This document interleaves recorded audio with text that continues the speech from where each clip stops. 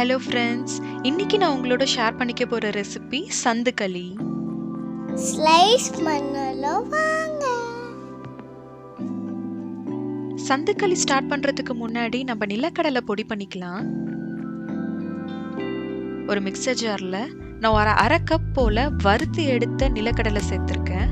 இதை நல்லா பவுடர் பண்ணி பொடிச்சு எடுத்து வச்சுக்கலாம். பொடிச்சாச்சு, இதை அப்படியே தூரமா வச்சிடலாம். அடுத்து நம்ம வெல்லம் ரெடி பண்ணிக்கலாங்க. நான் இன்னைக்கு ஒரு அரை கப் போல வெல்லம் எடுத்திருக்கேன். அதில் ஒரு 1/4 கப் தண்ணி விட்டுக்கலாம். விட்டுட்டு வெல்லம் நல்லா கரைச்சி எடுத்துக்கலாம்.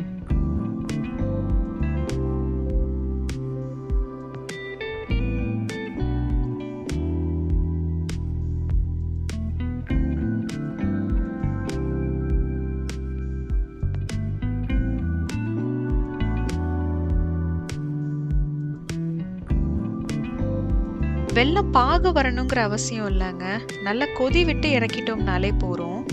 இப்போ வெல்லம் ஃபுல்லா கரைஞ்சாச்சு, கொதி விட்டுக்கலாம்.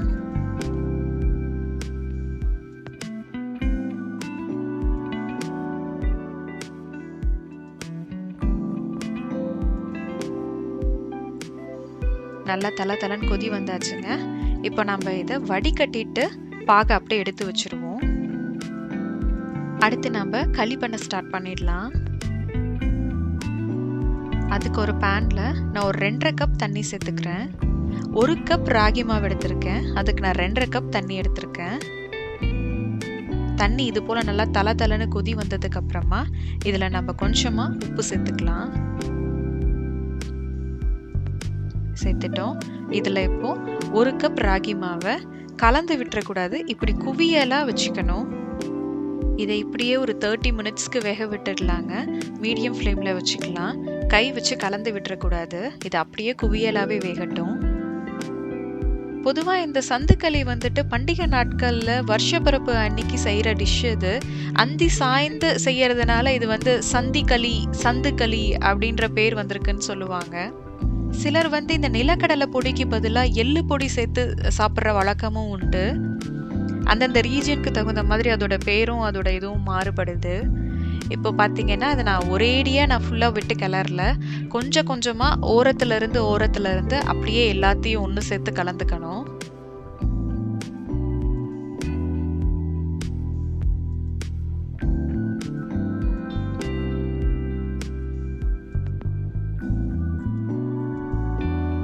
இப்போ பார்த்தீங்கன்னா தெரியும், கட்டி இல்லாமல் நம்ம ஃபுல்லாக கலந்துட்டோம். இப்போ இதை வந்து நல்லா பந்து மாதிரி நம்ம உருட்டி வச்சுக்கலாம்.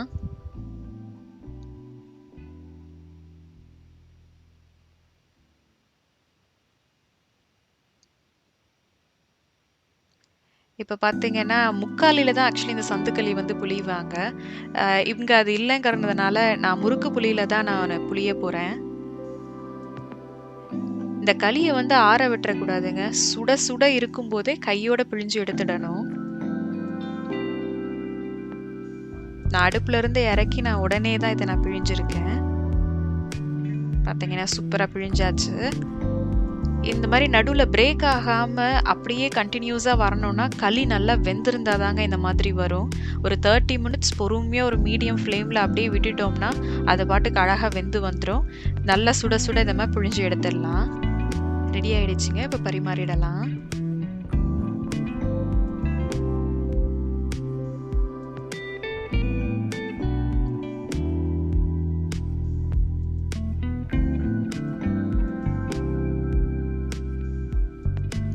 பொதுவாகவே டிஃபனாக இருக்கட்டும் இல்லை வந்து டின்னராக இருக்கட்டும், பொங்கல், இட்லி, தோசை, சப்பாத்திக்கு பதிலாக வேறு என்ன செய்யலாம் அப்படின்னு தான் யோசிக்க தோணும்.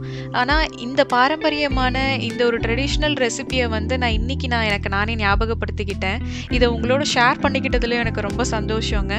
நீங்களும் சமைச்சு ருசிச்சு பாருங்கள். நான் உங்கள் எல்லாரையும் இன்னொரு வீடியோவில் மீட் பண்ணுறேன். பாய்.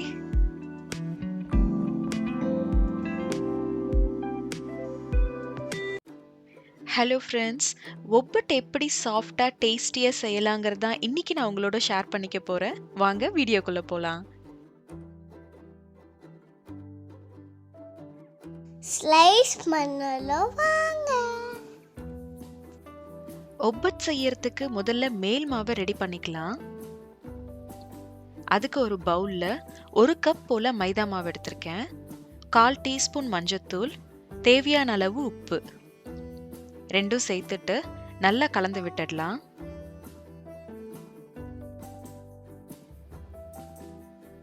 கலந்து விட்டுட்டு இது கூட ஒரு 2 டேபிள் ஸ்பூன் போல எண்ணெய் சேர்த்துக்கலாம். எண்ணெய் சேர்த்துட்டு எண்ணெய் நல்லா மாவுல எல்லா பக்கமும் படுற மாதிரி நல்லா பெசரி விட்டுக்கலாம்.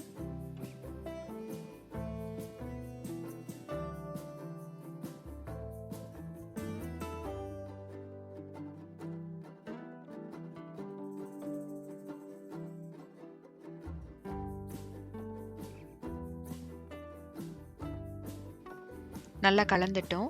இப்போ இது கூட 1/2 கப் தண்ணி சேர்த்து நல்லா பிசைஞ்சு எடுத்துக்கலாம். 1 கப் மாவுக்கு 1/2 கப் தண்ணி எடுத்திருக்கேன். எந்த அளவுக்கு தண்ணி பிடிக்குதுங்கிறத பார்த்துட்டு தேவைப்பட்டா எக்ஸ்ட்ரா தண்ணி சேர்த்துக்கலாம். மேல் மாவை பொறுத்த வரைக்கும் நல்ல தளரவும் இருக்கணும், அதே சமயத்துல சாஃப்டாவும் இருக்கணும். ரொம்ப நீர்க்கவும் பிசைஞ்சிடக்கூடாது, ரொம்ப டைட்டாவும் பிசைஞ்சிடக்கூடாது.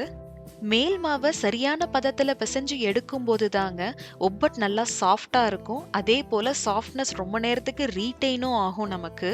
சில சமயம் ஒப்பட் சுட்டு சூடு இருக்கிற வரைக்கும் நல்லா இருக்கும், சூடு ஆறுன உடனே ஹார்ட் ஆயிடும். ரொம்ப நேரத்துக்கு சாஃப்டாவே இருக்கணும் அப்படின்னா நம்ம மேல் மாவை சரியான பதத்துல பிசைஞ்சு எடுத்துக்கணுங்க. இப்ப பாத்தீங்கன்னா தெரியும், இந்த பிசுக்குத்தன்மையோட இருக்கிற மாவை பிசுக்குத்தன்மை போற வரைக்கும் பிசைஞ்சு எடுத்துக்கணுங்க. இந்த மாதிரி ஒரு ஸ்டேஜ்ல நம்ம கையில ஒட்டாம வரும். பாத்தீங்கன்னா தெரியும், இந்த அளவுக்கு மாவை கொஞ்சம் டைம் எடுத்து கிட்டத்தட்ட நான் ஒரு 10 to 15 மினிட்ஸ் அந்த மாவை பிசைஞ்சிருப்பேன். அந்த பிசுக்குத்தன்மை போயிடுச்சு. இப்போ இதுல ஒரு 3ல இருந்து 4 டேபிள் ஸ்பூன் போல எண்ணெய் சேர்த்து மறுபடியும் கொஞ்ச நேரம் ஒரு டைம் எடுத்து ஒரு 10 மினிட்ஸ் நல்லா பிசைஞ்சு எடுத்துக்கலாம். இது வரைக்கும் நான் எடுத்திருக்க தண்ணி அளவு பார்த்தீங்கன்னா 1 கப் மாவுக்கு 1/2 கப் தண்ணி கூட 1 டேபிள் ஸ்பூன் தண்ணி எக்ஸ்ட்ரா ஊற்றிருக்கேன். நீங்கள் உபயோகப்படுத்துகிற மாவுக்கு எந்த அளவுக்கு தண்ணி இழுக்குதுங்கிறத பார்த்து சேர்த்துக்கோங்க. மாவோட பதம் இந்த அளவுக்கு நீர்க்க இருக்கணும், இதே அளவுக்கு சாஃப்ட்னஸும் இருக்கணுங்க. இவ்வளவுதான், மாவு ரெடி பண்ணிட்டோம். இப்போ இதை 2 டேபிள் ஸ்பூன் போல எண்ணெய் சேர்த்துட்டு 1 மணி நேரத்துல இருந்து 4 மணி நேரம் வரைக்கும் ஊற விடலாங்க. மினிமம் 1 hour ஆச்சும் மாவு ஊறணும். ஊறினதுக்கு அப்புறம் மாவு இன்னும் எவ்வளோ சாஃப்டா இருக்குங்கிறத நான் உங்களுக்கு காட்டுறேன். இப்போ இதை ஒரு தட்டு போட்டு மூடி ஊற விட்டுடலாம். இப்போ ஒரு 3.5 மணி நேரம் ஆயிருக்குங்க. மாவு நல்லா ஊற விட்டுருக்கேன். இப்போ அழுத்தி பார்த்தா உங்களுக்கே தெரியும் எந்த அளவுக்கு மாவு சாஃப்டாக ரெடியாகி வந்திருக்குன்னு சொல்லி. அவ்வளோதாங்க, நல்லாவே சாஃப்டாக ரெடி பண்ணிட்டோம் மாவை. இதை ரெடி பண்ண நான் ஃபாலோ பண்ணது வெறும் 3 விஷயம் தாங்க. தண்ணியோட அளவு கையில் பிசுக்குத்தன்மை வராத வரைக்கும் நல்ல மாவை பிசைஞ்சு எடுக்கணும். அதுக்கப்புறம் ஒரு டைம் கொடுத்து அதை ஊற விடணும். அவ்வளோதாங்க, நம்ம மாவு செம்ம சாஃப்டாக ரெடி ஆயாச்சு. இதை இப்படியே ஓரம் வச்சுட்டு நம்ம பூர்ணம் பண்ணுறதுக்கு நம்ம ரெடி பண்ணிடலாம். பூரணம் செய்யறதுக்கு நான் 1/2 கப் கடலை பருப்பு 2 மணி நேரம் தண்ணியில் ஊற வச்சிருக்கேங்க. இதை அப்படியே ப்ரெஷர் குக்கருக்கு மாற்றி ஒரு விசில் போல் விட்டு எடுத்து வச்சுக்கலாம். ப்ரெஷர் குக் ஆனதுக்கு அப்புறமா தண்ணியை கம்ப்ளீட்டாக வடிச்சிட்டு ஆற விட்டு சூடு இல்லாமல் மிக்சர் ஜாரில் சேர்த்துக்கலாங்க. பருப்பை பொறுத்த வரைக்கும் குழச்சிடக்கூடாதுங்க. இந்த மாதிரி உதிரி உதிரியாவே தான் பருப்பு இருக்கணும். நசுக்குனா பருப்பு இந்த மாதிரி நசுக்கி கொடுக்கும், அவ்வளவுதான். குழஞ்சிடக்கூடாது பருப்பு. இப்போ நான் இதில் 1 கப் போல் நான் வேக வச்ச பருப்பு சேர்த்துருக்கேன். 2 ஏலக்காய் வாசனைக்காக போட்டிருக்கேன். இப்போ இதை பவுடர் பண்ணி எடுத்துக்கலாங்க. பருப்பு கையில் தட்டுப்படாதவாறு இந்த மாதிரி நல்லா பொடிச்சு எடுத்துக்கலாங்க. இதுக்கப்புறம் இது கூடவே வெல்லமும் சேர்த்து நம்ம அரைச்சி எடுத்துக்கலாங்க. வெல்லத்தோட அளவு பொறுத்த வரைக்கும் பார்த்தீங்கன்னா 1 கப் வேக வச்ச கடலை பருப்புக்கு 1 கப் வெல்லம் அளவு சரியா இருக்கும். இருந்தாலும் நம்ம ஒருத்தரும் உபயோகப்படுத்துகிற வெல்லத்துக்கு தகுந்த மாதிரி வெல்லம் பிடிக்கிற தன்மையும் மாறுபடும். நமக்கு கடைசியாக நமக்கு கிடைக்கக்கூடிய பதம் பார்த்தீங்க அப்படின்னா சாஃப்டாகவும் இருக்கணும். உருட்டி எடுத்தோம் அப்படின்னா பந்து போல வரணும். இப்போ பார்த்தீங்கன்னா தெரியும், நல்லா சாஃப்டாகவும் இருக்கு. இதை உருட்டுனா உருட்டவும் வருது. அவ்வளோதாங்க, பூர்ணம் ரெடி ஆயாச்சு. இப்போ நம்ம ஒப்பட்டு தட்டை ரெடி பண்ணிடலாம்.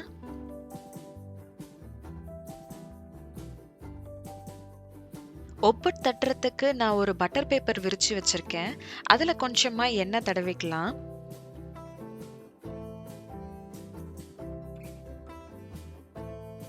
முதல்ல மேல் மாவு எடுத்து கொஞ்சமா உருட்டிக்கலாம். உருட்டிட்டு லேசா விரிச்சு விட்டுக்கலாம். கையில கொஞ்சமா எண்ணெய் தடவிக்கோங்க ஒட்டாம இருக்கிறதுக்கு. இந்த மாதிரி விரிச்சதுக்கு அப்புறமா நம்ம பூர்ணம் செஞ்சு வச்சிருக்கோம் இல்லைங்களா, அதையும் மேல் மாவு என்ன அளவுல உருண்டை பிடிச்சோமோ அதே அளவுல பூர்ணத்தையும் உருண்டை பிடிச்சு உள்ள வைக்கலாம். வச்சுட்டு இந்த மாதிரி எல்லா பக்கமும் கவர் பண்ணிடலாம். மாவு எக்ஸஸா இருக்குன்னு தோணுச்சுன்னா கடைசியா கொஞ்சம் கிள்ளி எடுத்துருங்க.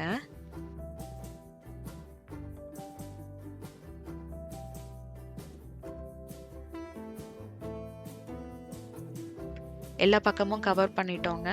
இப்போ இதை தட்டிடலாம். ஒவ்வொரு தட்டும் போது மெல்லிசா தட்டக்கூடாதுங்க. நம்ம சப்பாத்தி திரட்டுறதை விட கொஞ்சம் கனமா தான் ஒவ்வொரு தட்டணும். கை வச்சு இதே போல விரிச்சுக்கலாம், இல்லைன்னா நம்மளுடைய சப்பாத்தி உருட்டுக்கட்டை வச்சியோ நம்ம விரிச்சு விட்டுக்கலாம். உங்களுக்கு எப்படி வசதியோ அப்படி பண்ணிக்கோங்க. தவா சூடு வந்து பாத்தீங்கன்னா ரொம்ப இருக்கக்கூடாது, குறைவாகவும் இருக்கக்கூடாது. கை வச்சா கையில அனல் அடிக்கணும், அவ்வளோதான். கொஞ்சமா எண்ணெய் தடவிக்கலாம். பட்டர் பேப்பர்ல தட்டி வச்சிருக்கிறத நம்ம தவாவுக்கு டிரான்ஸ்ஃபர் பண்ணிடலாம். இதே மீடியம் ஃப்ளேம்லயே ஒவ்வொட்ட கடைசி வரைக்கும் வேக வச்சு எடுத்துக்கலாங்க. ஈக்குவலா வேகணும். கொஞ்ச நேரத்துக்கு கொஞ்ச நேரம் திருப்பி போட்டு மறுபடியும் எண்ணெய் சேர்த்து மறுபடியும் திருப்பி போட்டு வேக வச்சு எடுத்துக்கலாம்.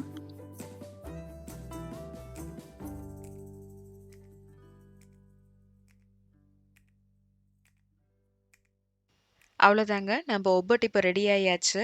எண்ணெய் ஊற்றி வேக வச்சிருக்கோம். கடைசியாக நெய் தடவி பிளேட்டுக்கு ட்ரான்ஸ்ஃபர் பண்ணிடலாம்.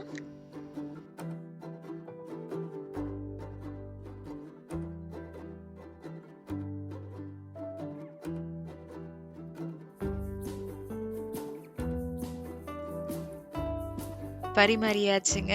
இனி சாப்பிட வேண்டியதுதான். மெல்லாமலேயே வாயிலேயே கரைஞ்சி போகிற இவ்வளோ சாஃப்டா சுவையான ஒப்பட் ரெசிபியை உங்க எல்லாரோடையும் ஷேர் பண்ணிக்கிட்டதுல எனக்கு ரொம்ப சந்தோஷங்க. ஸ்லைசட் க்ளூ வித் சார்பா எல்லாருக்கும் தமிழ் புத்தாண்டு நல்வாழ்த்துக்கள். நான் உங்க எல்லாரையும் இன்னொரு வீடியோல மீட் பண்றேன். பாய். திரும்பவும் ஸ்லைஸ் பண்ணலாம். Thanks for watching. If you want to see more videos, please subscribe our channel. Bye.